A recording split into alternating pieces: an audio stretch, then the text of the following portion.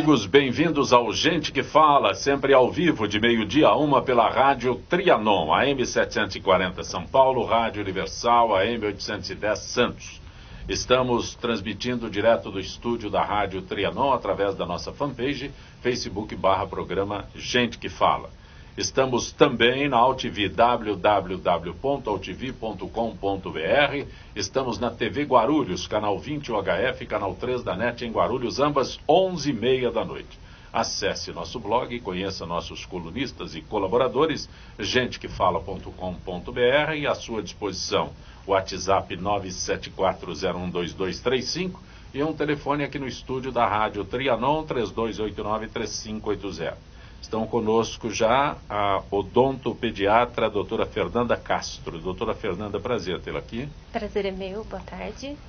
E também conosco a terapeuta Solange Medeiros. Boa tarde, Solange. Boa tarde, Zancopé, boa tarde a todos. Eu tenho que especificar, né, que não é apenas terapeuta, é terapeuta de medicina chinesa. Isso. Por que Exatamente. tudo isso? Explica para mim. Porque assim, a minha especialidade é a medicina chinesa. Então o foco é a acupuntura, a fitoterapia, a dieta, que é diferente dessa nutrição que a gente está habituado, e a parte de massagens. Então engloba esses quatro aspectos da medicina chinesa. Então engloba tudo, então por isso que eu falo que sou terapeuta de medicina chinesa. Quando você diz que a dieta é diferente, a gente é sempre curioso, porque tem a ideia de que os orientais têm uma alimentação específica. É verdade, porque a gente não categoriza o alimento como carboidrato, como proteína. A gente coloca o alimento com a temperatura na qual ele é, a sua própria origem. Como, por exemplo, a canela é um alimento considerado quente. Mesmo que você tome um chá frio, ela é um alimento que vai aquecer seu corpo. O contrário do hortelã. O hortelã é um alimento fresco. Por mais que você tome um chá de hortelã, ele vai refrescar seu corpo. E sem contar se é um alimento doce, se é um alimento amargo, se ele é azedo, se ele é salgado, se ele é picante. Então, conforme os distúrbios que a pessoa tem, a gente vai dar uma dieta baseada nisso. Você se refere ao hortelã? O hortelã é refrescante. Ele é refrescante, por exemplo, com uma pessoa que está muito calor, ou então uma pessoa que tem iniciando uma febre. Por exemplo, então toma um chá de hortelã. Isso é o oriental... Isso é de acordo com a visão da medicina chinesa. Sim. Eu tô curioso, porque... É diferente, né? É bem diferente. Mas eu falo assim, as referências que a gente tem é exatamente nesse aspecto. Então, aí aguça mais a curiosidade. Ah, com certeza. Estamos aqui para tirar as dúvidas. Sem dúvida alguma. Você... Marina, doutora Marina Saad, do Hospital Sírio-Libanês. A senhora é oncologista. Sim. Instituto, eu preciso que a senhora fale bem próximo aí, porque senão o pessoal não nos escuta. A senhora é do Instituto do Câncer do Estado de São Paulo. Isso. É isso mesmo.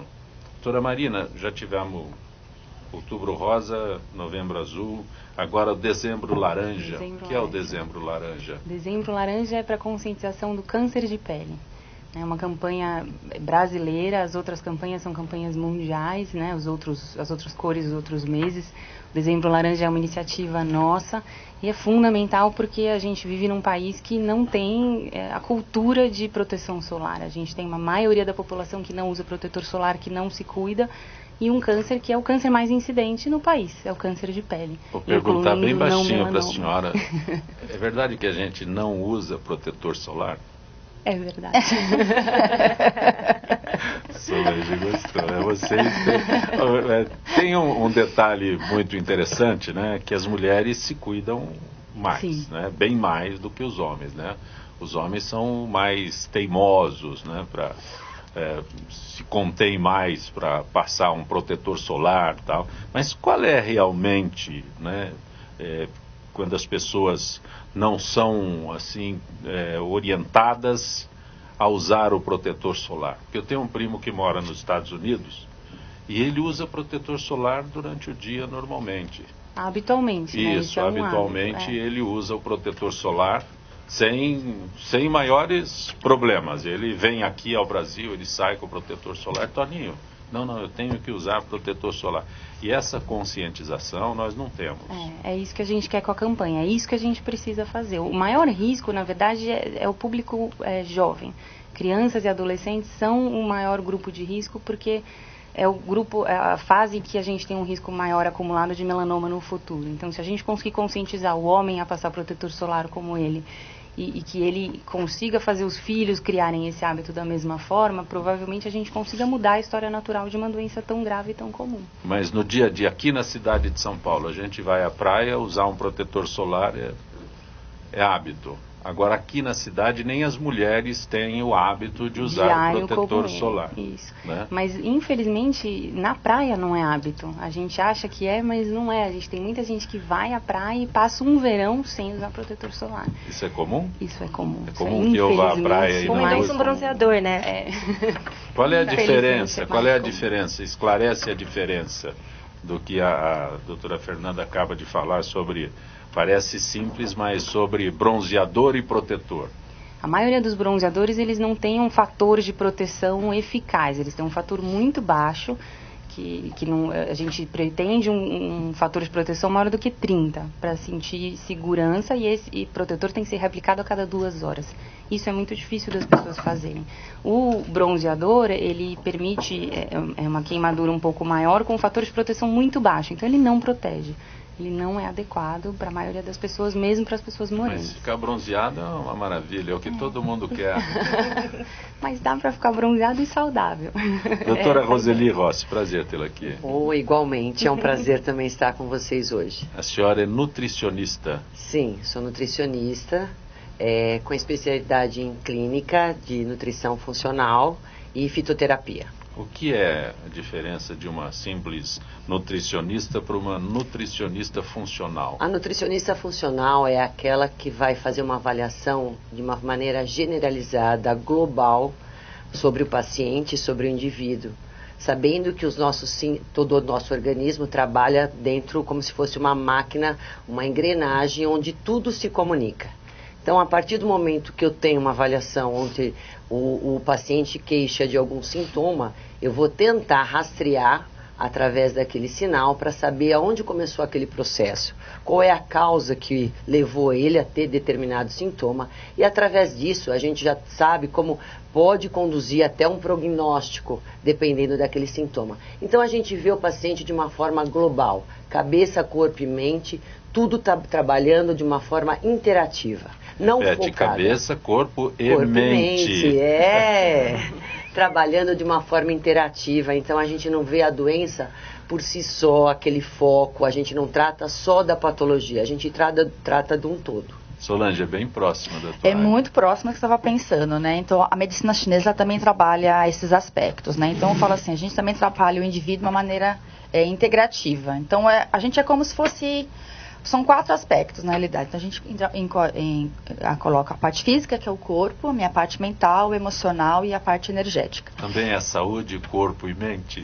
Então a saúde engloba os 4. Então, é como se esses 4 aspectos fossem os pés da cadeira que a gente está sentado aqui. Então, se tem um pé da cadeira que está meio manco, está meio quebrado, eu sobrecarrego os outros. Então, a cadeira fica bamba. Então, enquanto eu não estiver fortalecido nos 4 aspectos, eu vou ficar desequilibrado. Então, é como a outra doutora falou, a doutora Roseli, né? Sim. A gente também trabalha o ser humano em todos os aspectos, né? Então, porque assim, se eu adoeço, né, de um órgão específico, por exemplo, do fígado, né? Então, assim, não tá só o aspecto físico ali adoecido, né? Então, tem uma emoção ali por trás, que a gente vai investigar. Eu tenho pensamentos que a pessoa está sempre conectada e a parte energética já não vai fluir. Eu já tenho um bloqueio energético ali, né? Então, eu não tenho como isolar, por exemplo, se eu quebrar o dedão do meu pé. Eu vou sentir dor, né? Então, ele faz parte do meu corpo. Então, a gente trabalha o ser humano de uma maneira integral para conseguir esse equilíbrio. Ele com ele mesmo e ele dentro do ambiente que ele está inserido. Isso é muito importante. Também é importante, porque o ambiente, ele traz uma consequência muito diversa, dependendo daquele indivíduo. Então, se eu ponho um oriental morar 5 anos, 3 anos nos Estados Unidos, ele vai ter uma diferenciação, ele vai ter uma mutação genética dentro daquele padrão, né, por causa do ambiente que ele vive. É verdade. Então a gente tem que também pensar nessa questão externa, né, dele com ele mesmo, mas também do meio que ele vive. Que tem assim, a gente tem muitas causas de doenças quando você começa a investigar, de fatores emocionais, que às vezes é um trabalho. A pessoa ela é frustrada, ela não gosta daquele trabalho e isso acaba sendo uma causa que a gente chama de etiologia de uma determinada doença. Ou se a pessoa vive num ambiente familiar que é de brigas, que é de discórdia, alguma coisa assim, isso também tem que ser investigado, porque isso pode ser o fator principal daquela doença. Nós temos a doutora Fernanda, é odontopediatra, né? A doutora Marina, oncologista. Então, quando as pessoas chegam, né, nesses pontos aqui com essas doutoras, já vão lá e apresentam o problema, né? Isso. Aqui a criança está com dor de dente, aqui com a doutora Marina o problema é mais grave. É bem mais sério. Mas no caso de vocês que estão expondo, aí é o todo. Eu chego lá, eu não especifico, eu estou com dor de dente, eu estou com problema na pele. Então, mas daí cabe a cada profissional fazer o rastreamento metabólico, que a gente chama, né? Dentro da minha área é assim que a gente chama, para poder então, através de 1 hora, 1 hora e meia de consulta, né, que não é nada tão simples, então olhar nos olhos do paciente para poder saber o que ele está transmitindo de acordo com, às vezes, um sinal que ele apresenta. Mas a gente tem que buscar, através disso, lógico que a gente vai ter que também contar com as ferramentas de exames laboratoriais, né, e análises mais profundas, né? Mas não é esse o aspecto. Esse já é um segundo estágio. Mas eu chego na doutora Marina e falo, doutora Marina, eu estou com uma mancha na pele, é aqui. Eu aponto, né, a mancha na pele e tal, porque esta é a área específica dela. Sim. Agora eu estou tentando entender no caso de vocês duas, né, porque é bem próximo. Sim. Né, as especificações de vocês, especialidades de vocês são bem próximas, né?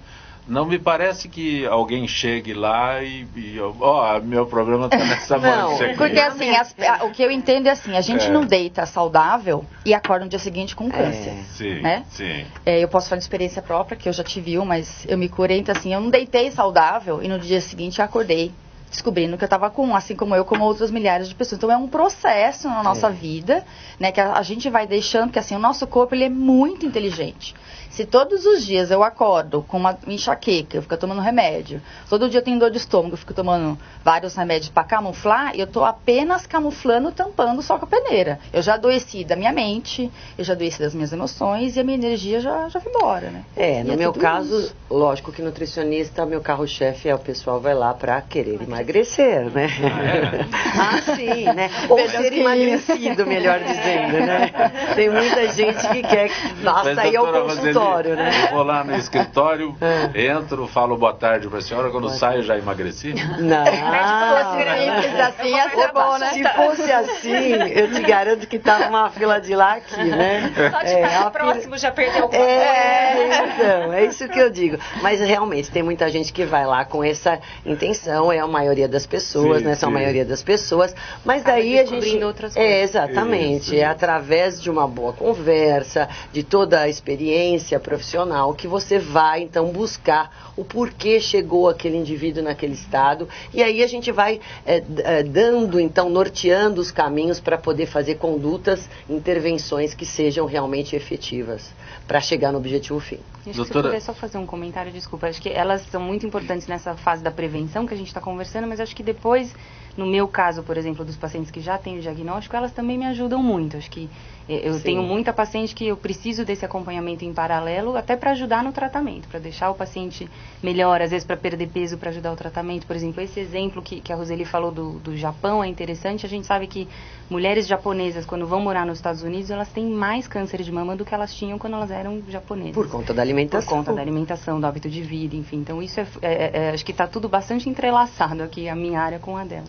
O McDonald's já chegou lá no Japão. Então, pois é, mas não com incidência, com a frequência, com tanto consumo, né, frequente, exagerado que tem nos Estados Unidos. A falta de atividade física. Mas, sem dúvida, o estilo de vida, incluindo a alimentação, vai ter maior ou menor suscetibilidade de você adquirir e desenvolver um câncer. Para algumas doenças, né? Acho que não é para todo tipo de câncer, isso é importante não generalizar, porque, por exemplo, o próprio melanoma às vezes não tem nada a ver com um hábito que não seja o sol. Né? Isso é importante porque também não é legal pôr a culpa no doente, muitas vezes, quando ele se cuidou, fez toda a parte dele direitinho e ainda assim teve uma doença, porque a gente sabe que isso pode acontecer. Mesmo assim, a gente também pode ter no consumo diário alimentos fotoprotetores, que realmente acho que é uma das dicas para a alimentação do verão. Né? Trabalhar com eles, porque esse excesso de exposição ao sol, realmente, o excesso, porque um pouco é importante para a gente fazer síntese de vitamina D e aumentar o sistema imunológico. Então, essa fobia ao sol também, eu acho que não é, os estudos demonstram que também isso não é positivo. Eu acho que tudo tem que ter um controle, um equilíbrio, e cada pele, né, tem o seu time certo para poder fazer essa síntese de vitamina D. Enfim, mas a gente tem, numa alimentação variada, saudável, a gente tem também um suporte melhor para poder, então, estar se expondo ao sol sem ter essa agressividade que os raios solares podem trazer à pele com o aumento de radicais livres, né? E o próprio envelhecimento, o melanoma, é lógico, a gente chega num estado mais prejudicial, mais profundo, mais sério, mas a gente tem, a pele, ela fica mais envelhecida, as rugas aparecem, dá desidratação, escamação, enfim, ninguém quer esse tipo de efeito, né? O que adianta ficar com a pele linda, bronzeada e velha, né? A gente vê muito isso, né? A gente vê. Uma pele maltratada. Né? Doutora Mariana, tira uma dúvida para mim. Eu tinha ouvido falar um tempo atrás que tinham alguns protetores solares que eles tinham um efeito inverso. Né? Em vez de proteger, eles causariam o câncer, né? Que a gente deveria tomar uma quantidade de sol X por dia, como a Roseli falou, para a gente absorver. Isso é verdade? Absorver a vitamina D, né? Porque assim, tem muito... Eu estava lendo que tem alguns estudos que nós estamos carentes de vitamina D. Somente nós, que eu falo, pessoal de São Paulo, porque a gente está sempre dentro de um ambiente fechado, dentro do carro, e a gente não toma sol. Isso é verdade? Isso é verdade em parte, assim, a gente tem um pouco de dificuldade de demonstrar o quanto que a vitamina D realmente é tão importante assim. A gente costuma dosar e repor, né? Eu brinco que eu prefiro que os pacientes tomem sol em cápsula do que o sol realmente... Vitamina D é da moda. A vitamina D é da moda, mas o ponto é que o sol com protetor também absorve vitamina D. Acho que essa é a grande mensagem. A absorção de vitamina D não tem tanto a ver assim com protetor. Não precisa tomar sol totalmente sem protetor. Isso não é para tomar. Acho que isso é uma mensagem importante. Ou então ficar agora uma parte do corpo sem passar o protetor, né? Isso é uma coisa super... Tipo assim, os olhos, principalmente na região das pernas, agora, né? É lógico que quem tem a deficência não é suficiente você se expor ao sol. Você tem que fazer reposição com suplementação. E a gente tem realmente uma epidemia de hipovitaminose D, né? Doutora Fernanda, quando se fala em odontopediatria, a gente imagina que seja só as crianças, mas não é apenas as crianças a tua área, é isso? Não. Começa desde a gestante? Isso. A ideia é o foco na prevenção. Igual vocês estavam falando. Prevenção. O brasileiro não sabe o que é prevenção. Não. Infelizmente não sabe. Para prevenir. Então, se a gente conseguisse isso, seria perfeito. Muitas gestantes têm a ideia de que elas não podem ir ao dentista, que elas têm que passar os 9 meses com dor, porque eu não posso tomar anestesia, porque eu não posso tomar o raio-x, então eu tenho que passar os 9 meses com dor. E diferente do corpo, né, se você chega lá com uma dor de estômago, você vai tomar um remédio, porque ninguém vai te abrir para operar seu estômago na hora, a menos que seja uma urgência. O dente, se a gente não abrir e tratar o problema na hora, não vai adiantar eu ficar dando remédio. Então, com a gestante, é esse pensamento que a gente tem. E por que ela cai para o odontopediatra? Porque a gente tem essa consciência, por trabalhar com a criança, com o bebê, de mostrar para ela que é importante ela visitar o dentista ou desistir pré-natal odontológico. Na saúde pública tem até na caderneta da gestante. Eles indicam 1, 2 visitas ao dentista para ter esse foco na prevenção. Manter a saúde bucal em dia e saber o que ela pode ou não fazer. As gestantes vão? Muito difícil.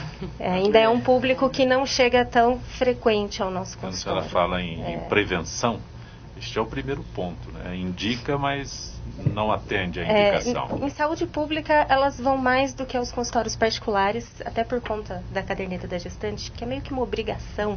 Sim. Elas terem essas consultas, então elas acabam indo. No consultório particular, a gente tem que ter um trabalho bem intenso, conversar com ginecologistas, obstetras, para eles encaminharem essa gestante e participar através de cursos de gestante, palestras, para captar e mostrar para elas que não é um bicho de 7 cabeças, que a nossa ideia Igual um médico que você vai para fazer uma consulta de exames de rotina, para saber se está tudo bem, a gente queria que com a odontopediatria fosse assim, que a mãe não chegasse lá já com um problema.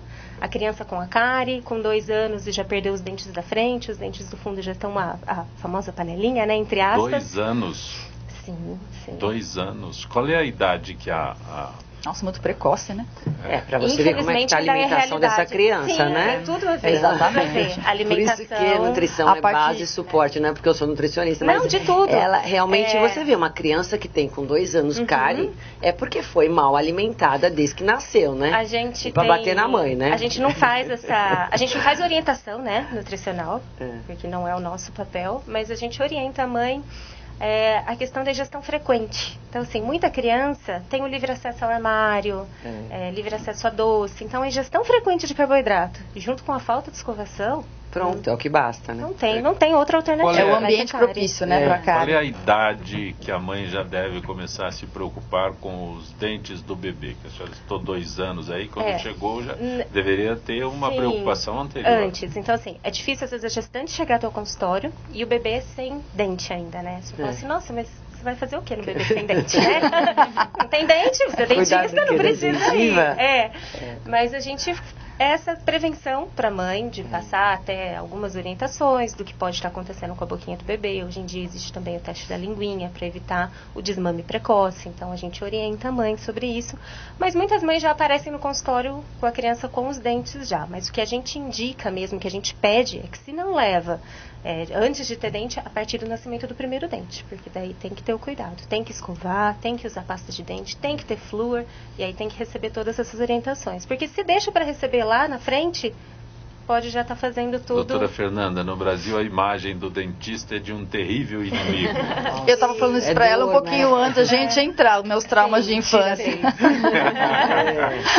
A gente tem todo o ambiente lúdico, claro, para atender a criança no consultório, os jalecos coloridos. Eu brinco que eu sou uma doida por jalecos. Eu tenho mais de 50 jalecos coloridos temáticos, de temas mesmo assim, de desenhos que as crianças gostem, da Peppa, da Galinha Pintadinha, da Dory. Então eu sempre pergunto. De jaleco da galinha pintadinha? Ai, que legal, hein? Que legal. Praticamente assim, fantasiada, né? Os jalecos coloridos, porque isso já quebra aquele impacto da criança. Eu não trabalho de roupa branca, porque também já quebra o impacto. E a gente orienta a mãe, não fala, se não ficar quieta ela vai te dar injeção. Então, a gente já fala, não, acho que fica traumático, esse medo é passado pelos pais, né? Sim, porque a criança não sabe, não nasce sabendo que dentista é uma coisa ruim, que é dolorosa e tudo mais, né? Eu brinco assim, a nossa especialidade é odontopediatria, fazer o canal de uma criança, uma restauração em uma criança, tudo menorzinho, né? Seria mais fácil. Com exceção de que é uma criança, que na maioria das vezes está gritando, chorando, e não é ela que escolhe. Eu vi aqui na internet, eu gostei da tia Feira, eu vou lá. São os pais que escolhem a gente. Então, primeiro a gente tem essa conversa com os pais. Quando eu digo que o dentista é o nosso grande inimigo, né? Essa é a imagem que se tem, vem muito da cultura do brasileiro de achar que quando só está com dor, aí quando está com dor vai no dentista, e aí o dentista vai provocar mais dor ainda. Com certeza. É aquela ideia errada também, de que dente de leite, para que tratar? É de leite, vai cair vai trocar mesmo, né? Aí eu falo assim, é que eu não gosto muito de trabalhar, então eu resolvi fazer pediatria, porque eu trabalho com aquilo que vai cair, né? Eu falo, brincando com a mãe. Mas é super importante, porque a criança que aprende, a mãe que aprende a prevenção, a questão do hábito, desde pequenininho. Essa criança vai querer ser livre da doença cárie, a vida adulta, muito provavelmente, ela não vai precisar de tratamentos reabilitadores. E esse ponto da criança é fundamental. Para mim, a parte, por exemplo, se uma professora começa a criar o hábito nas crianças de passar protetor antes de ir para o parquinho, essa criança não é só aquela exposição solar daquele dia do parquinho, ela vai crescer com o hábito de passar protetor. E ela passa para os pais, né? A criança passa para o vai virar uma coisa familiar. Natural, a prevenção começa a fazer parte da rotina. A criança acaba ensinando, sim. A gente mostra e a criança às vezes cobra. E a criança fala, não, ela não escova meu dente à noite. E até porque, né, esse efeito do sol também é acumulativo. Claro. Então, de repente, antigamente não se usava e não se falava, né, tanto com relação à importância da utilização do protetor desde dessa fase da infância, realmente. E aí, então, muita gente se expôs ao sol aí por muito tempo. E depois que coloca o protetor, não vai adiantar mais, porque o efeito é acumulativo. Então começa desde... Agora, a criança vai chorar para passar o protetor, ela vai chorar para escovar o dente. Sim. Então, às vezes, a mãe também, ela fala... deixa hoje, vai. Não tô afim de comprar essa briga hoje com o fica filho. sempre. E é de novo, né? Hoje vai sendo... A gente vê que isso é muito comum acontecer. Eu falo assim, você deixa dormir sem banho? Olha, suspeito nenhum. Eu falei, por que dorme sem escovar o dente? Mas é fato, a criança chora, o choro é natural. Eu falo para as mães, a mãe às vezes fala assim, desculpa, ele tá chorando. Eu falo, mãe, tranquilo, o choro é música. Se eu escolhi o odontopediatria, eu já sabia que eu ia trabalhar com criança e que ia chorar. Então, o choro é natural. Ainda mais nas crianças que a gente considera bebê de 0 a 3, eles são imaturos emocionalmente. Então, a gente não pode esperar que essa criança coopere. Lógico. Nosso espaço aqui nesta edição de Gente que Fala, para conversar com o Dr. Nelson Letísio, cirurgião plástico. Dr. Letísio, boa tarde. Boa tarde, Zé Copé, tudo em ordem? Tudo bem. Dr. Letísio, eu tenho umas tatuagens aqui que estão incomodando. Como é que eu faço para tirar, Dr. Letísio? Foi muito bonita na época que eu fiz, agora não quero mais. Oxe, é complicado. Veja, Zé Copé, falar para você que você vai remover a tatuagem sem sequela nenhuma, não é bem assim, tá? Porque... Não tem um jeito que eu dê uma lixada e ela sai? Não, Zé Copé, isso lixar, desculpa falar, isso é um pouco jurássico, né? Não é por aí, a gente usa um laser que chama IAG, que é um laser de neodymo IAG, um cristal chaveado, então ele faz em nanosegundos o disparo. Então o disparo do laser é tão rápido que você explode o pigmento de tinta embaixo da pele e faz com que o pigmento de tinta fica menor do que um glóbulo branco, que é o fagócito, e aí ele consegue fagocitar essa tinta e ir tirando devagarzinho. Doutor Letísio, um detalhe, doutor Letísio, o senhor está fazendo uma descrição aí, a tatuagem não é superficial, né? Não. Ela é intraderme. E há possibilidade, então, como o senhor está dizendo, das pessoas que fazem... Eu não tenho tatuagem, mas as pessoas que têm tatuagem se arrepender e conseguem realmente remover, doutor Letísio? É isso que é o problema, isso que eu estou falando. O grande lance, assim, o laser, ele trabalha com o target, que é o alvo dele, né? Vai depender do pigmento de tinta e da cor do pigmento e o comprimento de onda do laser. É uma coisa de física, isso, bem física aplicada. Então, o que você tem? Se você tem uma pele clara com pigmento escuro, é como você fazer uma remoção de pelo. E qual que é a maior eficácia? Aquele pelo bem escurinho com a pele bem clarinha. Então, a luz do laser vai lá, esquenta o bulbo piloso sofre, morre e retrai. O pigmento de tinta é a mesma coisa, só que tem que ser em nanosegundos, não em milissegundos o disparo, porque senão você queima a pele e não tira o pigmento. E o que acontece? Se você tem aqueles pigmentos amarelo clarinho, verde clarinho, cor de laranja, esses são os mais difíceis, porque o comprimento de onda do laser não consegue aquecer esse pigmento e romper esse pigmento. Então a luz passa por ele. Então você vai ter uma dificuldade maior em tirar. Uma pele mais morena, você não pode agredir com muita força esse pigmento de tinta, que você pode pegar o melanócito do próprio paciente. Então você pode fazer uma queimadura na pele, você faz uma discromia da pele. A pele fica com um aspecto meio de casca de laranja, com uma cor estranha.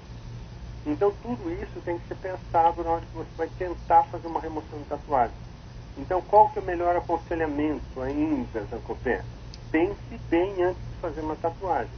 Vê se é isso mesmo que você quer, porque nem sempre você vai conseguir remover. E qual é o tempo? Por exemplo, estamos já no finalzinho, está o Natal, está o Ano Novo, o verão aí com este sol prometendo, eu quero ir para a praia. Quanto tempo eu posso conseguir isso?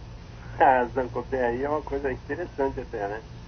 Quem tem experiência real, honesta e séria com tatuagem, olha bem uma tatuagem, olha bem para a cara do paciente, fala, daqui a um ano a gente consegue remover tudo. Então, para este verão não adianta procurá-lo? Não, nem adianta, porque você faz a sessão de tatuagem, você tem uma agressão ao tecido, e esse tecido deve ficar sem exposição do sol, pelo menos um mês, 40 dias, às vezes até 2 meses, dependendo do tipo de pele do paciente e do tipo de tatuagem que está sendo tratado. Ok, doutor Letísio, grato pela tua gentileza mais uma vez com o nosso Gente que Fala. Uma boa tarde. Para você também, Zacopé. Saúde e paz para todos aí. Para nós. Conosco hoje a oncologista doutora Marina Saad, a odontopediatra doutora Fernanda Castro, a terapeuta de medicina chinesa doutora Solange Medeiros, a nutricionista funcional doutora Roseli Rossi. Solange, o que é lavanda? A lavanda é uma florzinha muito simpática, porque ela é muito bonitinha, aquela que ela é lilás. Por que a pergunta? As pessoas...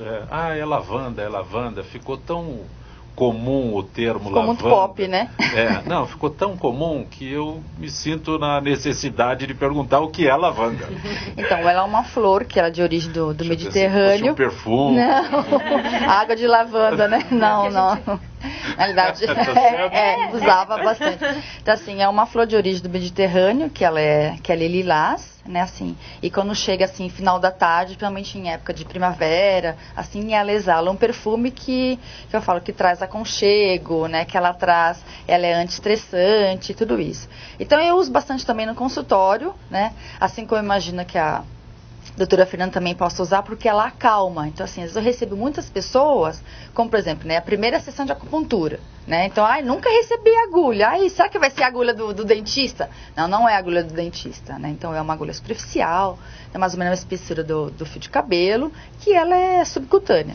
Então, o óleo essencial, quando eu coloco, até trouxe, assim, então, o óleo essencial de lavanda, ele tem aqui dentro, por exemplo, desse frasco, a essência da lavanda. Então, assim, não é a essência, né, que a essência ela é feita no laboratório e ela não vai ter o mesmo efeito. Então, eu uso o óleo essencial.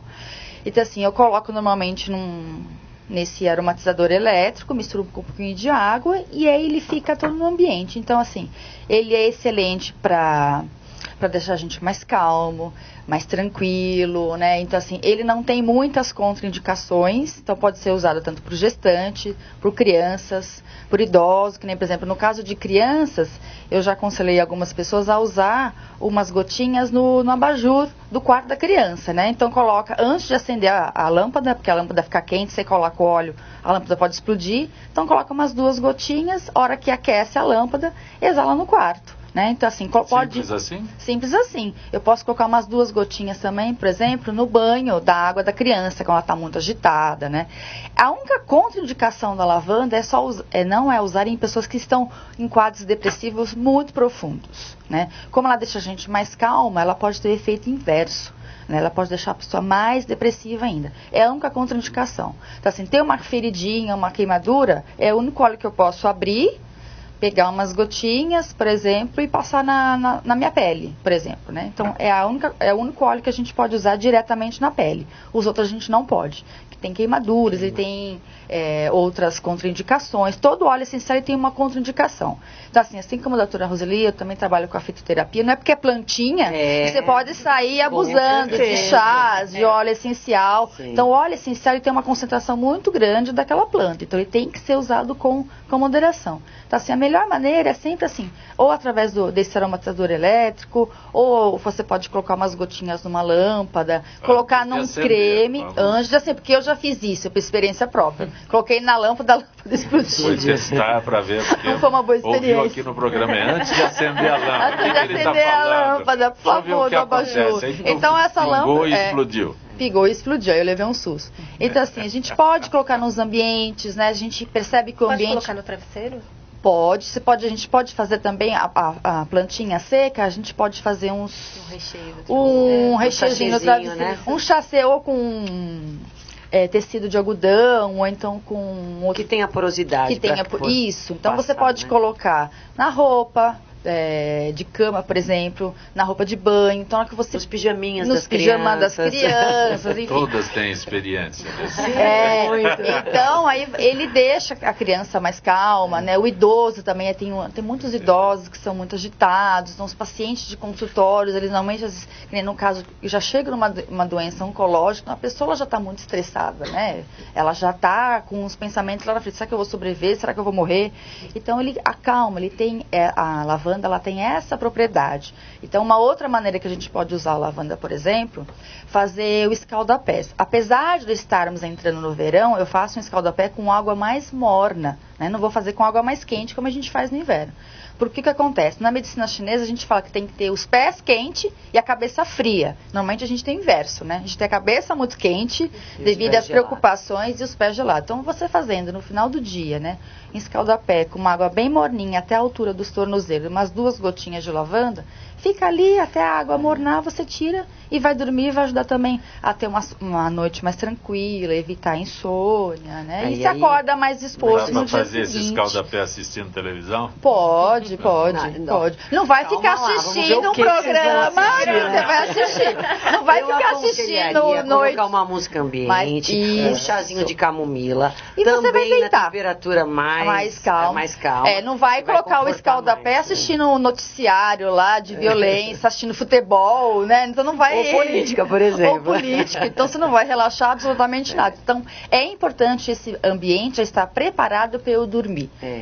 De preferência fazer o escaldapé, secar o pé e vai deitar. Doutora Roseli, pois não. Verão. Tem alguma alimentação específica para este período do ano, para este período? Porque a gente fala de verão, pode tudo. Verão pode tudo. Verão vale tudo. O pessoal libera geral, tudo, né? Libera, tá de férias. Mas aí a doutora Roseli fala, não, olha, calma, tua alimentação. Calma, porque assim, o nosso corpo, ele vai sofrer influência de temperaturas mais altas, né? Que acontece no verão. E aí isso é um estresse para o organismo. Demanda mais energia, você tem um gasto calórico maior, você tem realmente a exposição ao sol, que também é um fator agressivo. Então a gente tem que considerar alguns fatores sim que são importantes. A partir do momento que eu como, eu tenho que ter, vou ter a digestão. Mas nessa época a gente escolhe alimentos de mais fácil digestão. Por quê? Porque aí, se o meu organismo já está sobrecarregado para manter minha temperatura interna, né, diante dessa diferença com a externa, e se eu também contribuir com uma alimentação tipo uma feijoada, algo muito calórico, mais gorduroso, que tem difícil digestibilidade, eu vou sobrecarregar mais ainda. A senhora fala as coisas com muita tranquilidade. Você cita uma feijoada em plena quarta-feira. Mas eu quero o bem da população, é por isso que eu estudo, né? E oriento. Por isso que tem que orientar, aproveitar esse momento. Com certeza. Então, a alimentação mais fresca, com alimentos de mais fácil digestibilidade. Então, por isso que o corpo ele sinaliza aquilo que ele precisa.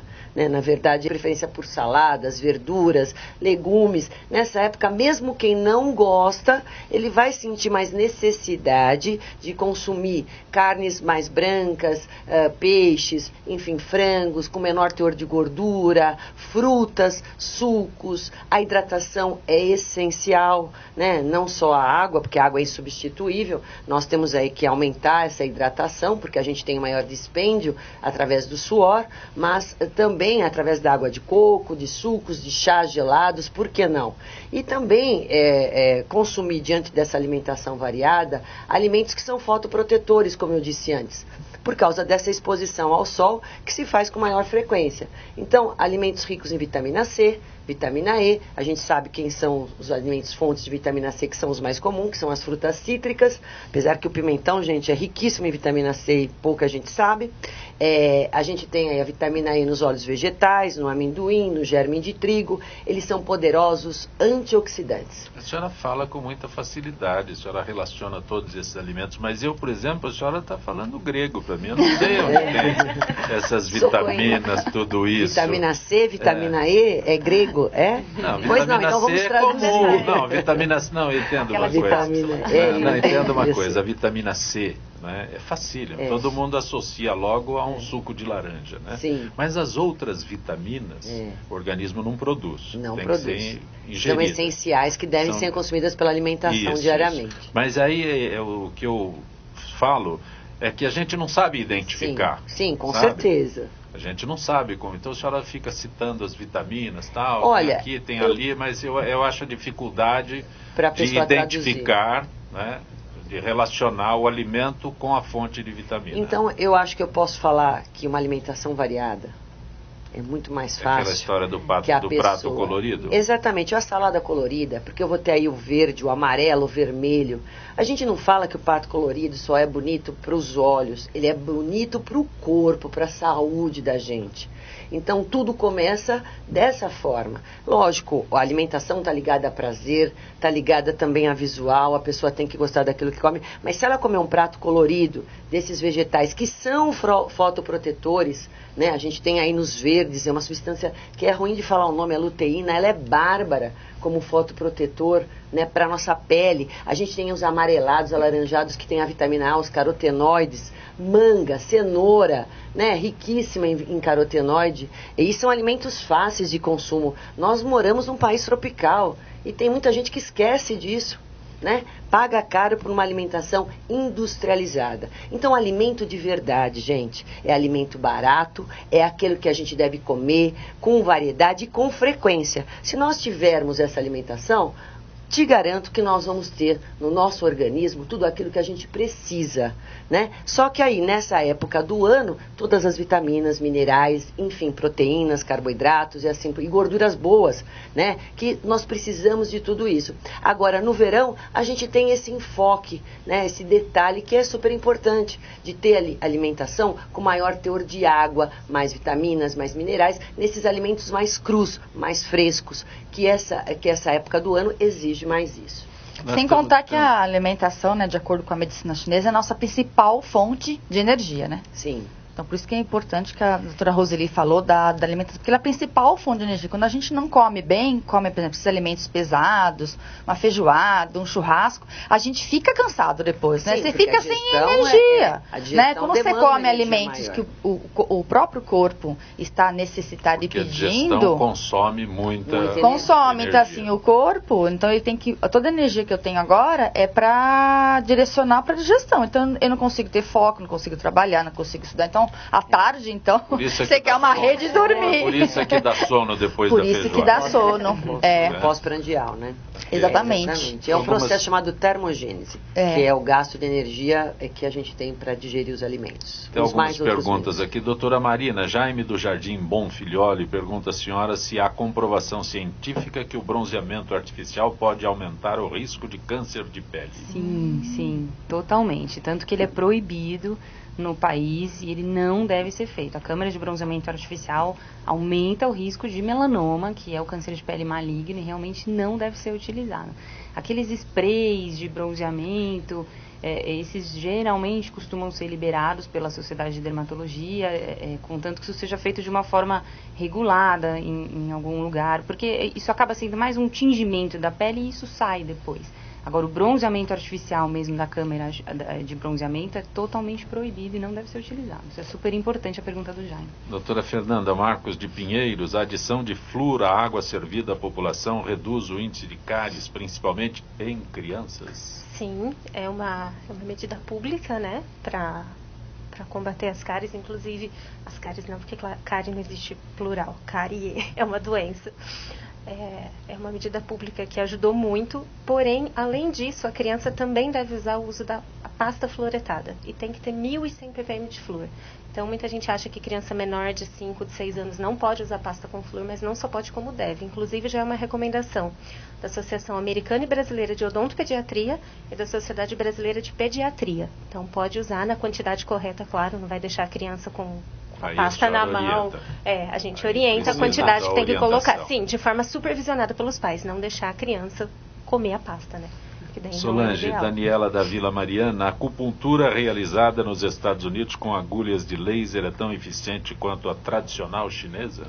Olha, essas agulhas de laser não é a minha especialidade, não foi essa linhagem, né, como a gente chama na medicina chinesa, que eu aprendi. Então, eu né? estava perguntando se na sua tradicional chinesa... Não, são essas agulhazinhas aqui que eu até trouxe, elas ficam embaladas num saquinho como esse, então ela é descartável, a gente usa e a gente joga fora. Usou, tem um descarte adequado, então ela é dessa espessura e a gente tem a manipulação que a gente chama na medicina chinesa de Qi, que chama-se energia. Então, através da minha manipulação que eu vou colocar no ponto, que eu vou saber se aquele determinado ponto por uma determinada patologia, sei lá, uma enxaqueca, por exemplo, se eu vou colocar mais energia, que a gente chama de tonificar o meu corpo, ou se eu vou dispersar aquele excesso de energia, né? Que, por exemplo, a enxaqueca, ela tende a ser um excesso. Então, eu vou tirar aquele excesso através da agulha. Eu não uso laser.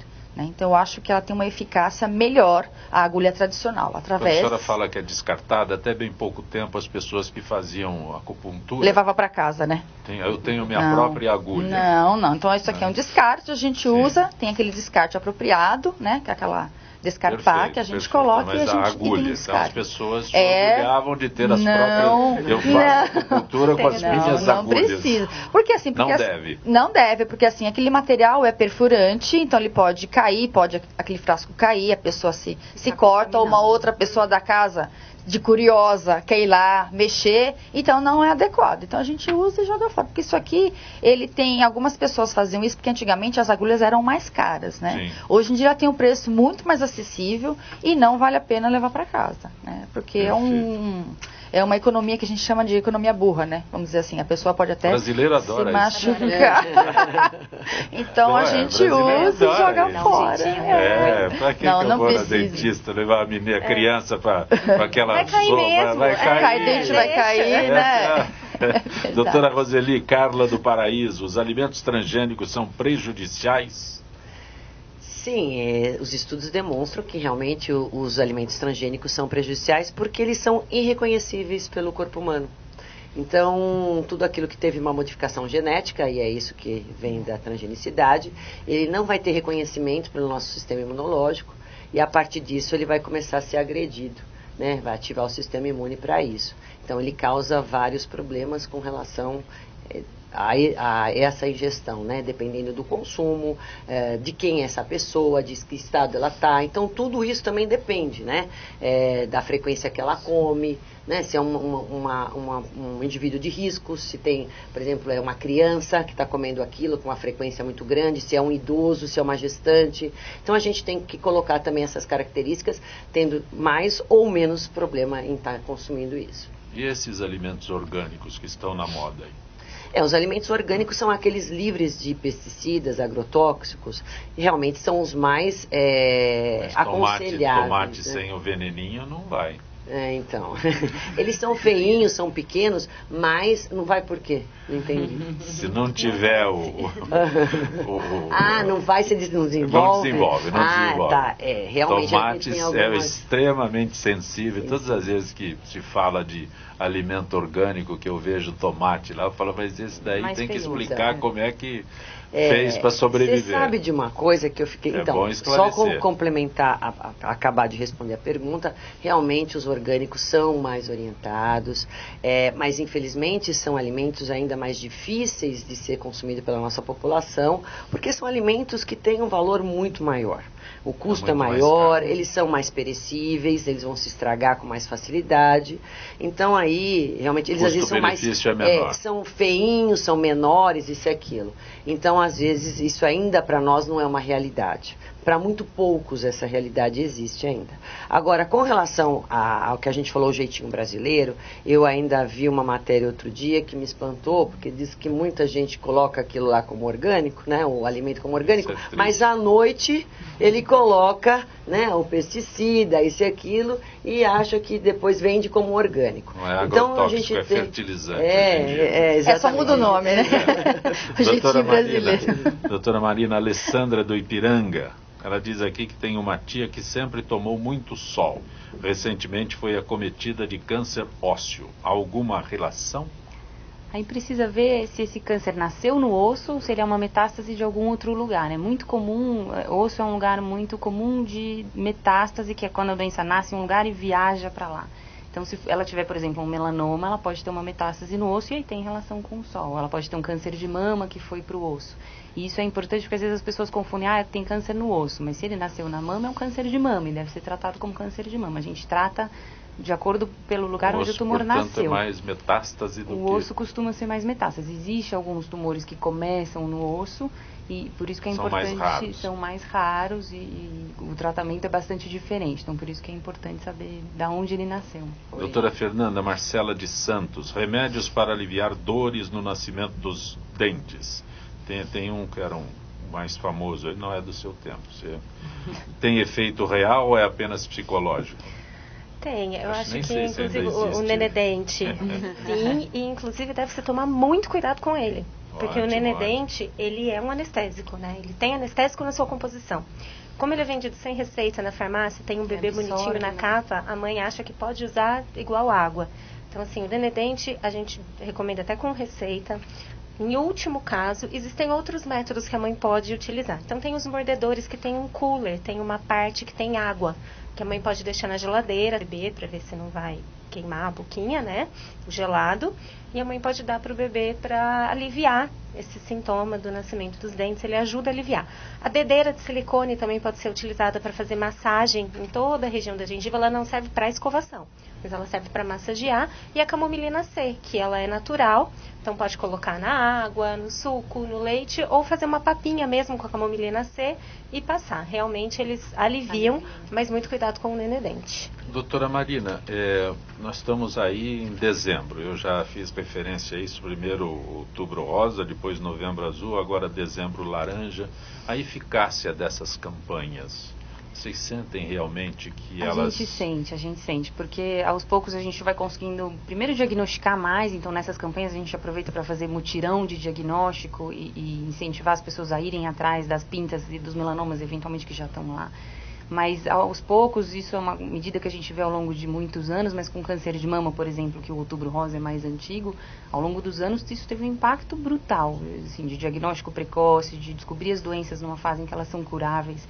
É isso que a gente quer fazer com o melanoma e até com os outros tumores de pele, que é o carcinoma que a gente chama basocelular e espinocelular, que são os mais comuns, que eles são mais benignos, mas eles são muito agressivos localmente, às vezes precisa de uma cirurgia muito agressiva, então até eles a gente quer prevenir. Então a gente tem visto com muito bons olhos essa campanha. O brasileiro só vai no dentista quando tem dor de dente e só vai no oncologista quando está com problema. A cultura da prevenção ainda não é. tem. Só quando eu estou muito gordo eu vou querer uma dieta adequada. Aparece pra fazer acupuntura. Então, quando o médico fala, olha, ou você vai ao nutricionista, ou...